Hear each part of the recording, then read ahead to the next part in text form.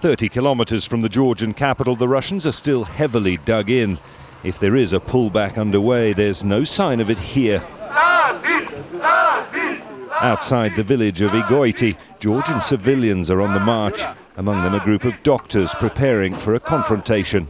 We want Russia to stop its aggression in Georgia, and we're doctors here against Russian violence, and we want the Red Army to go home. Who's the photograph that you're carrying with you? He's my colleague.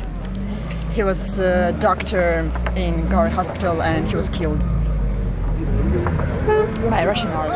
The Russians say that they'll have pulled back from Georgia proper by Friday afternoon. But I think it's beginning to dawn on Georgians that that simply isn't going to happen.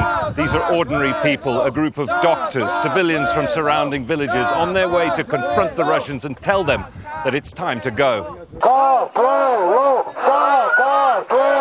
A crowd has gathered at the Russian checkpoint near Igoiti. This is the deepest point inside Georgia where the Russian presence is still visible. Fear for these people has given way to anger now. It's time to leave. This is not your country, the Georgians scream. South Ossetia is Russian, this soldier insists. You started all this by bombing Russian citizens.